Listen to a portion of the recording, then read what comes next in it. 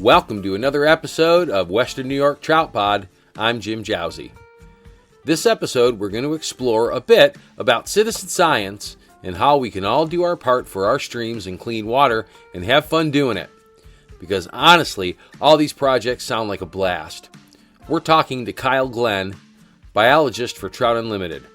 We're lucky enough to be involved in many of his projects because he lives right here. So sit back, learn a little bit about citizen science and how accepting rides from strangers might just lead to a life's passion. Talk to you on the other side. All right, we want to welcome to the show biologist Kyle.glenn. Did I get that right? Yes, you did. Yep. Excellent. Kyle works for Trout Unlimited, and he also lives in the Western New York area, so we are lucky enough to be able to work really closely with Kyle with a lot of the projects and initiatives that he's been working on the past few months. Has it been a year?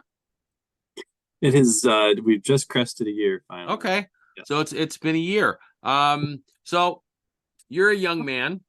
Like I said before we started talking, this seems to be a pretty cool job working for, being able to do, the work that you do, for Trout Unlimited. What's a little bit, let's get a little bit of information, a little background on Kyle. What drew you to this and how'd you get involved? Yeah. So I have a little bit of a backstory with it, I guess. I started fly fishing when I was about 5 years old and on all of our Western New York small streams. And I really enjoyed catching fish. I would just catch fish every day and it was great. But like I kind of from a young age, I started to think about like, okay, what's next? Like what can I do to help steward these watersheds that I fish a lot?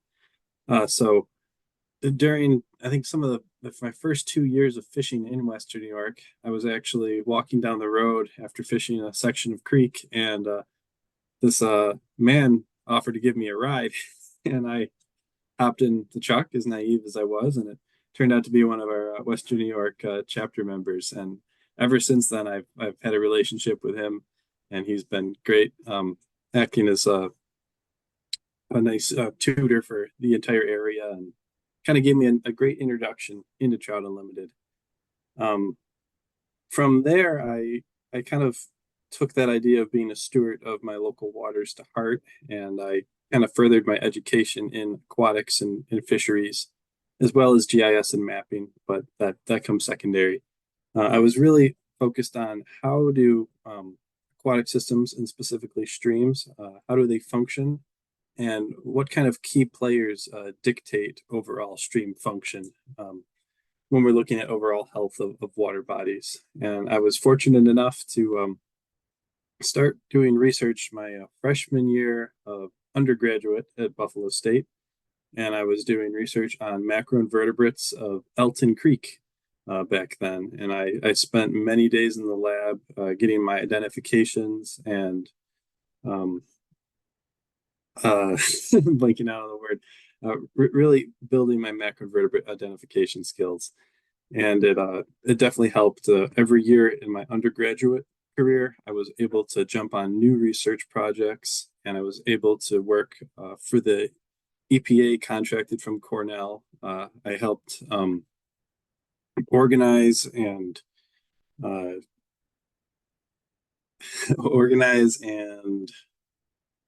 kind of distribute slash QRQC all of the Great Lakes benthic samples for the APA through our Cornell grant that we had at Buffalo State. So it allowed me to kind of get experience all over the board with macroinvertebrates, and it also allowed me to really solidify what I want to research on going forward into my graduate career. So luckily for me, I absolutely it really liked my relationship I had with my undergraduate professor, and he actually ended up being my graduate school advisor.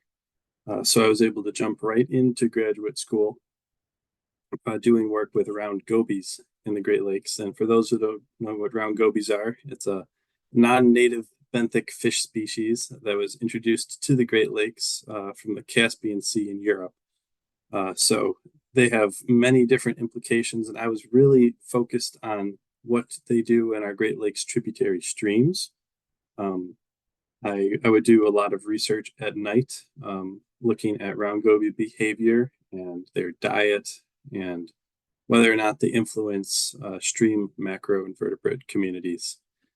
So that was a long-winded answer, Jim, but it kind of helped um, foster my way into Trout Unlimited, just the overall love and stewardship of waters. I had kind of an interesting uh, beginning with TU. Do you want me to talk about that a little bit? Yes, Okay. definitely.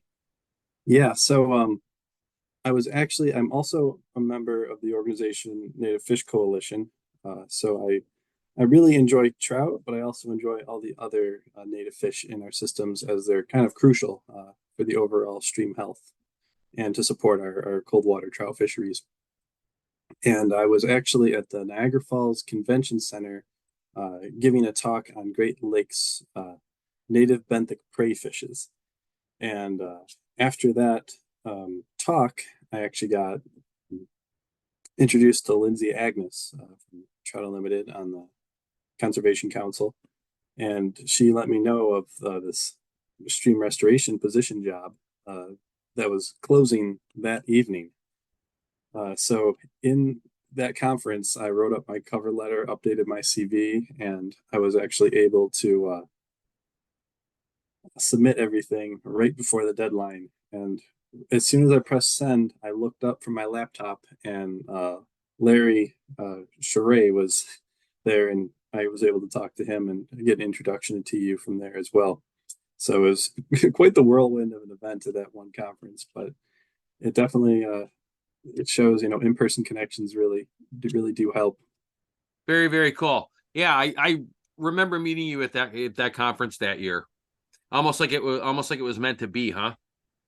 Yeah, and I was just about to jump into a PhD program at that time too, so there was a lot of uncertainty um, whether or not I wanted to go on right from graduate school right into a PhD, or if I wanted to hang back and work a little bit. So it was a great networking event, and yeah, it was felt like it was just yesterday. Cool. Although it's been a year. So Yeah. what's a day in the life of a Trout Unlimited biologist up here? What's that look like? Yes. So I technically go by the title stream restoration technician, but Stream there's many restoration technician. Got it. yeah, that's my official work title. Okay. However, I fill a lot of biologist roles as well as construction oversight roles. And then I also lead a field team of around 5 to 7 personnel Okay. across the entire state. So, an average day in the life on the off season is a lot of GIS mapping, carrying out sub watershed assessments on GIS. So, I basically go What um, is GIS? GIS, it's a geographic information systems. Thank you for asking me that. I always tend to jump right into that. So And like a it's computerized basically, mapping type of thing? it's mapping. It's basically Google Maps on steroids. Cool. That's how I like to describe it. We have a tremendous capability with our robust GIS system we have at Trout Unlimited.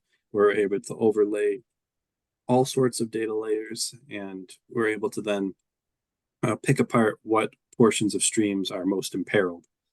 So generally, before we even enter a watershed, we do 2 to 3 weeks of these aerial sub-watershed assessments. So it's a lot of a lot of legwork before you even get to the watershed that we work at. Oh, I can Um, imagine. Besides that, there's a lot of coordination we have to do with other partner organizations. We're partners with Friends of the Upper Delaware and their conservation corps. So we coordinate with them. We plan the whole season schedule with them, and then all the gear purchasing. That it tends to snowball pretty quickly once you start talking about field equipment, and then what are the needs of both organizations. But it's been a real joy to partner with these other organizations as well. Besides that, I also help my boss, Tracy Brown, with some of her grant applications, and I try to be available for anybody if they need help with anything really. So, Okay. you fill multiple roles. During the field season, uh, we fill even more roles. So we have generally 6 to 7 major projects that take place over the course of a field season. And these can be stream restoration projects, culvert replacement projects, um, or area of passage projects as well. So at any given point in the season, I can get the call to say, hey, we need you in, let's say, Southern Catskills to look at a culvert. I'll be there the next day. Um, Generally, we try to time it in a way that's most efficient. So my travel is, well accounted for. So generally, we tend to plan our field outings in a way that we can hit multiple priorities in the same trip. But there is definitely days where I'm just driving a lot. Cool. What's your range of operation? I mean, geographically. So technically, TU Northeast, it covers a range of New York, Vermont, Massachusetts, Connecticut, and Maine. So luckily we have another crew. Oh, did I say New Hampshire as well? Uh, Nope. that focuses on that northeast portion. I generally stay in New York State. But that being said, we have priority waters. I can break down what that is a little bit as well. They're basically waters that we have prioritized our grant funding towards, and these are wild and scenic waters in the state, and they're a priority not just for Trout Unlimited, but also for the regional TU chapters as well. They've been kind of ushered into this priority water status. Um, I blanked out on what we were talking about. No, no, no. That's so. So those are, those are the national and the regional priorities. And I know just from the work that we've done together in the last few months, there's a lot of local projects too. Explain the concept of citizen science, and in how helpful that can be to what you guys do. Great. Yeah. So I took an integrative approach with citizen science that I wanted to achieve with not only the Western New York chapter, but all of the home waters chapters of Trout Unlimited across the state. Um, I really wanted to generate useful data that TU National could benefit from, as well as your local home waters. Um, for example, I introduced macroinvertebrate quantitative assessment surveys. So that's going to be looking at total macroinvertebrate or stream bug uh, population densities over the next 10 years in the Wiscoy Creek watershed. And then with the Seth Green chapter of Trout Unlimited, we're going to be looking at that in the Watka Creek watershed. Why is that So important? Why should we care about bugs? yeah, so bugs they provide the crucial calorie base for a lot of our cold water fishes like brown trout and brook trout. Without a healthy stream macroinvertebrate assemblage, you tend to find deficits in your fish communities. We also use macroinvertebrates from a qualitative perspective in order to survey overall stream health. So the DEC has a standard program that they go in across watersheds called RIBS, and that's community science and DEC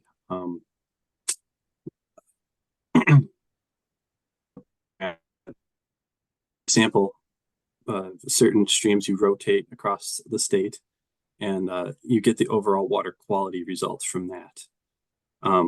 However, we have water quality results from our streams. We don't have quantitative. We don't know how many bugs are truly in our streams. Okay. And from an angler's perspective, this is why I know the chapter would be interested, is some of these watersheds we see less and less hatch activity every year, and we kind of want to investigate why that is. Are there truly less insects hatching out of our streams, or are they changing their behavior in order to adapt to different climate conditions? So I'm looking at this from a water temperature climate perspective, as well as a true macroinvertebrate based density So perspective. by knowing all of those, those numbers and populations, as well as you can, I would assume that would, enable you to create some kind of a strategy, for improving the situation if that was possible. Yes, yes, it definitely helps us set up a prioritization strategy. In addition to the Wiskoy and Awatka from a TU National, this field season, we're going to be doing quantitative assessments as well on all of our upper Delaware watersheds that we work on, as well as our central New York and potential Western New York projects as well. Okay. So I'm trying to really build that data set. And there's a few crucial points to know with when you're trying to extrapolate, the density data. We use a collection technique called Serber sampling. So for the folks listening, it's imagine a milk crate that you put down in the creek, and everything in that 1 foot by 1 foot milk crate, you take off the stream bottom, you scrub it with a brush, and then behind that milk crate you have a net. So everything in that 1 foot by 1 foot area on the stream bottom gets collected and counted in that net. That's the best way I've found to describe Okay. it. And then you take 5 replicate samples from that, and it's very thorough sampling. You have to make sure every single caddis, every single mayfly is off those rocks, and then everything is in the net and counted and accounted for. There are many times where you're looking to wash out your net to go to the next sample, and you find like 2 small mayflies. You have to add those to your count in order to get the most accurate data as possible. So Okay. it's important. And then we took the area of the riffle that we will be sampling, and then we can extrapolate those numbers. And then with our trends that we'll see in the 10-year time frame, we might be able to generate a better idea of what's actually happening with our population density over time. Cool. That's not, I'm a bit of a geek. That sounds like a blast. Just kind of being out there and being able to do that. I know last summer we had the kids. We had somebody from DEC come out and do a macroinvertebrate survey with the kids, and they had a blast. So I guess you're gonna help us out with a macroinvertebrate survey on 18 Mile this summer. So it was a lot of fun. So what else do we have going on here in Western New York? I know that there's quite a few projects. I know you were doing the project with the Christmas trees. We've got a macroinvertebrate survey, this Sunday, which was a reschedule from a week or so ago.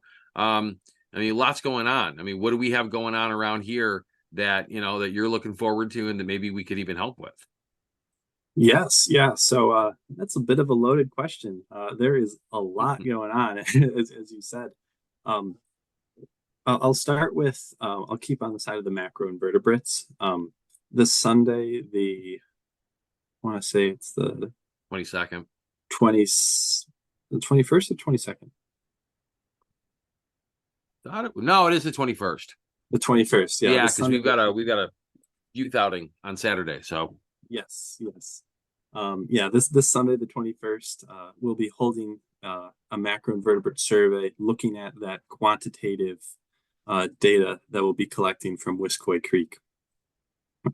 That'll be exciting. We're expecting multiple families.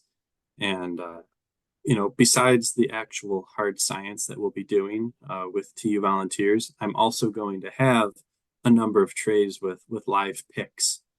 So the kids can come around and ask questions, and they can see the invertebrates actually crawling around in the water-filled trays. And from a kid's perspective, there's nothing better than playing in the bugs and in the mud.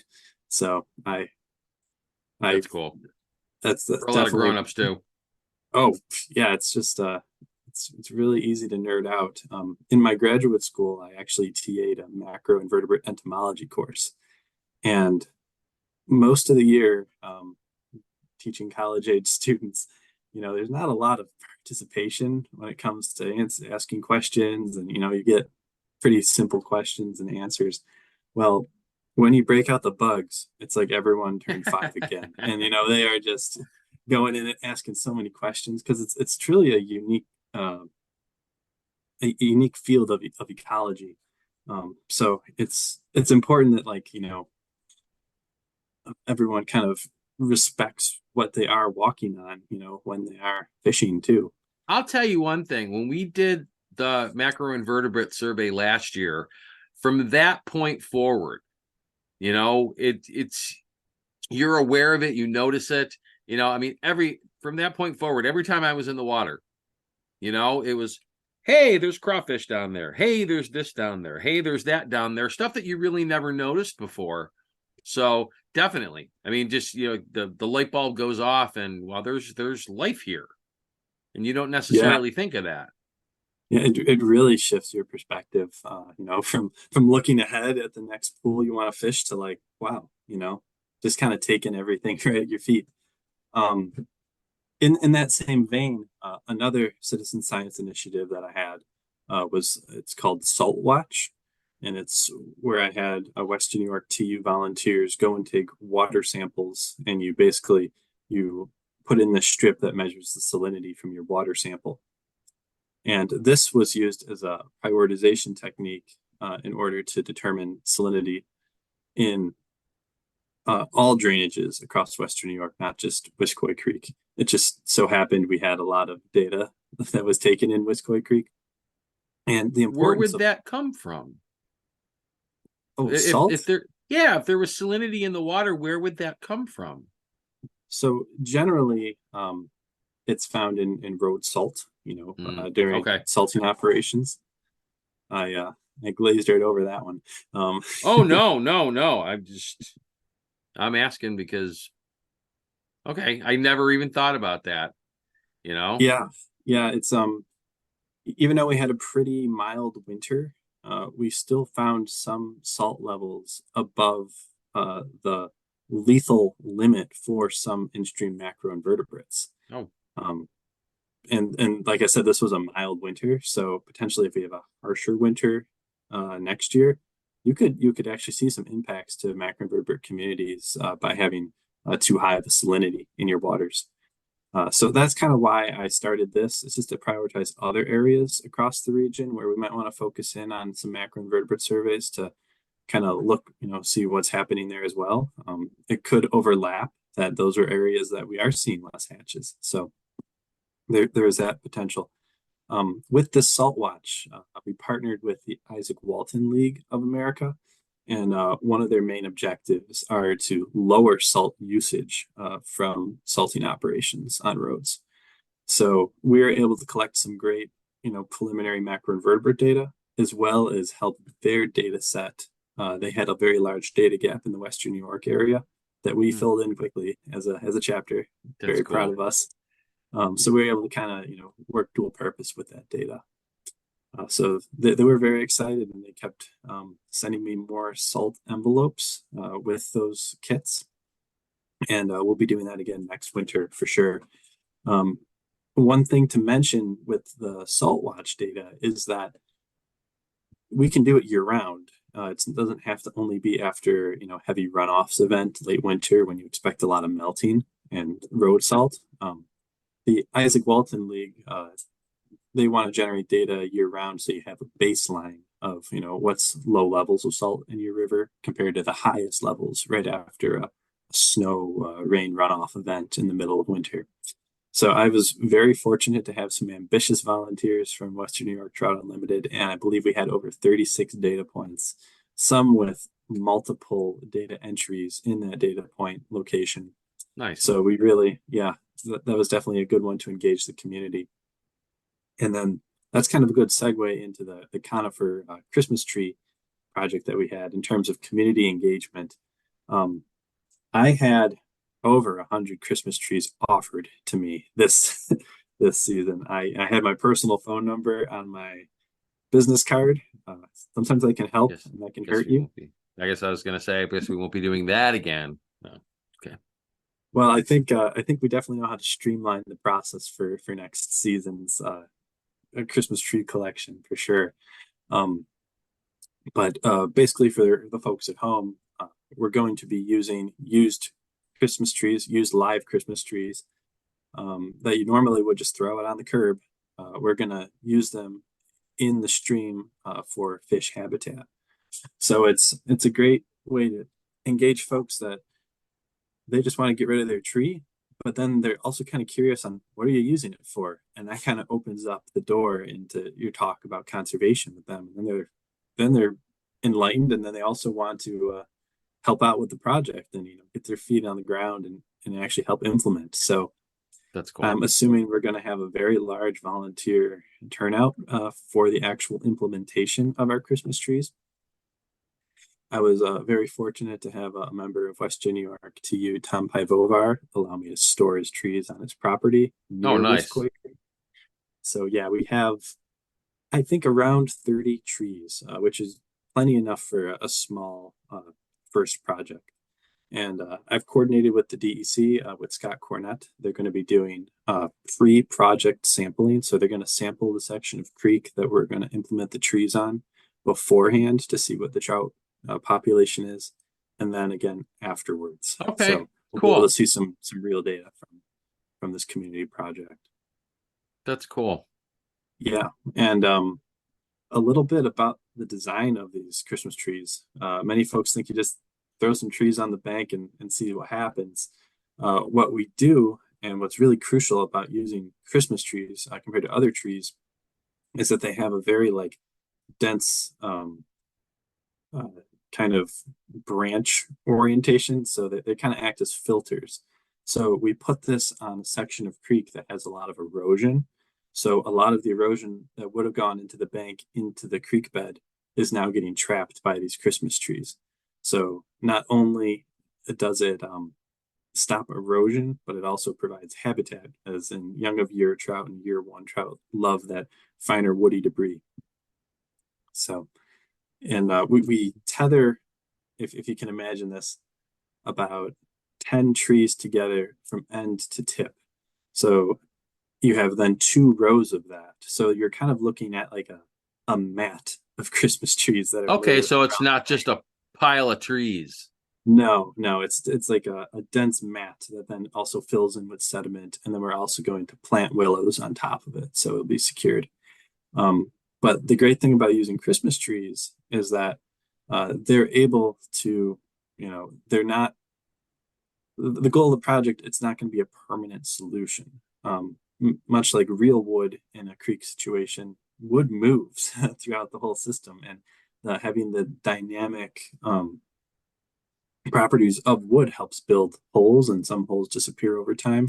But to have it so the energy is not being, captured and deflected heavily to the other bank, that helps stop future erosion. But it's meant to be a temporary fix. So year after year, we can keep adding more trees to our projects, and it kind of keeps the community engaged. And if they want to keep adding trees, you can. That being said, we are going to probably lose a few of the trees, and that's not bad either, because the macroinvertebrates, they eat all of the decomposed woody debris and material. So you're not nothing's really going to waste. So I just want to reiterate that sometimes when you see a tree in the creek, it's serving a lot more purposes than even just fish habitat. All of your caddis, some of your shredders and your collector gatherers, they all take up that coarse woody debris, and they actually eat it. Okay. The circle of life, I guess, huh? Yes. Yeah. Cool. So what else is coming up? Well, we also have the temperature priority survey, and this one I found it was kind of crucial to our streams in particular in Western New York. Um, Definitely, I would say Western New York has a very unique um, landscape in that it's most similarly related to like the Driftless in Wisconsin. Um, you have very slow meandering streams, lower gradient, and if it's not shaded, this can create a tremendous heat sink in the summer months of, Right. sunlight being able to penetrate into the water and warm it. But in Western New York, we're also fortunate to have a very robust aquifer system. So we have many springs that just kind of pop up wherever in these systems. So you really you don't know what the water temperature is in a given stream unless you have a thermometer. So the science initiative that I have for our chapter is to walk the stream in the summer with a thermometer to kind of identify areas where we do have some of these spring seepages that you might not even know about if you're just walking by. They're not obvious. They can just be coming out of the side into the bottom of the channel. And if they're coming in on the periphery, you might feel if you wet wade in the summer, oh, that's colder, but you don't really, Right. you can't really quantify that. So this initiative is made to happen in the heat of summer when you can't fish, but it provides the best timing to really find a difference in water temperatures between those springs and then the ambient creek temperature, because the creek can get up to 78 degrees in the summer. Yeah. But if you have a spring that's coming in that's around 50, it's very obvious to note. So I was encouraging volunteers to walk the stream with the thermometer. You check it every 30 seconds to a minute. You can do a small stretch, you can do a large reach. It's however long the volunteer wants to be out there enjoying nature. And I developed an app that allows folks to um, give me their latitude and longitude of where they have that point. And it's a very simple app. All it says is the water hotter or colder than ambient stream temperature? And with that, I'll be able to generate a temperature map of an entire watershed. In this case, it's Wiscoy Creek. With that data, we can then implement onto phase two. And phase two is in the early spring. In the wintertime, we have a reverse effect of what we saw in the summer with the stream water being the hottest and the springs being the coldest. In the wintertime, you have the ambient stream temperature cold and the springs entering the stream are the warmest. Right. And luckily, this is also when we don't have leaves. So it's the best time to shoot drone photography with a thermal camera. And I'm very, very fortunate, Western New York Trout Unlimited, to have purchased a thermal drone to do some of this work only in Western New York as well as across the state. Um, so it's going to be a fantastic addition. And by finding these areas of cold water influence into our streams, what's the purpose for that? It's for really kind of building climate resiliency to your future projects and prioritizing areas that will stay cold, even if the ambient stream gets too hot in other areas. So we really want fish to utilize our projects and restoration sites. And one way to do that is to actually build them downstream of spring influence. Okay. So how do we how do we get involved? How do we, help out? Yeah, so I was going to early summer post the link. It's a QR code that you scan, and you can sign up for that app. It's a Survey 123 app. It's called, and it's kind of built for citizen science initiatives just like this. As well, you can come to our meetings on last Tuesday of every month. Um, as well, I have my email I can share. I can kind of, if folks have more individualized questions on Yeah. some of these science initiatives, we can provide that as well. Um, And I know we have, whenever you come out with anything, you send it to us and we'll post it on the chapter website, and it goes out on the newsletter. So yeah, yeah. I think that's anything all we of can do the. to make your job easier, man. Or Um, or at least share the fun. Well, that's the beauty of, some of these events. It really helps me because I would have to go sort through hundreds of bugs on my own. So, having a workshop and, teaching people macroinvertebrate identification while also collecting useful data and QCing that data. Not only do you, provide a learning experience for people, but you're also collecting useful information that TU National can utilize. So, holding these events, it helps save a lot of my time, and it also allows a lot of people to experience something they normally haven't yet. Awesome. Am I missing anything? Is there anything that I didn't ask that you want to get out there? Um, that's about it. I mean, I could geek out about bugs for another 2 hours, but I, I I won't torture everybody that much. Yeah, well, we'll make sure that we put Kyle's contact information, at least the email address. We don't want to give out his personal number. Well, we'll put that in the notes for the episode. And dude, that was awesome. I appreciate it, and I hope that that we can help your initiatives as far as just boots on the ground, and that we can be of, as a chapter, we can be of use to you. We're some of these projects. I appreciate you spending the time. Yeah, I do have to give a shout out to Western New York Trout Unlimited in particular because Western New York Trout Unlimited and Seth Green Trout Unlimited, we're kind of using these citizen science initiatives as a model with our TU National Science Board.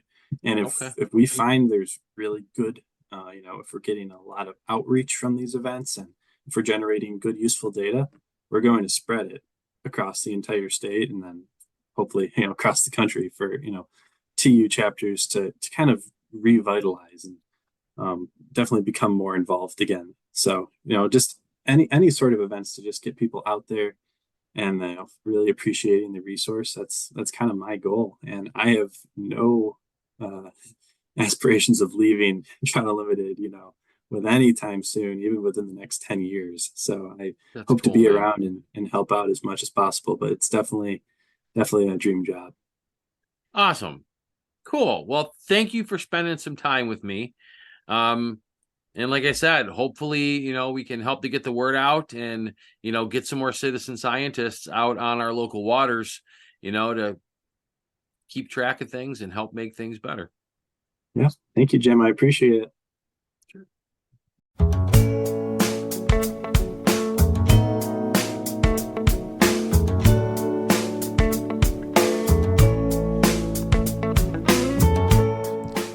Thanks for listening to Western New York Trout Pod, the podcast of the Western New York chapter of Trout Unlimited.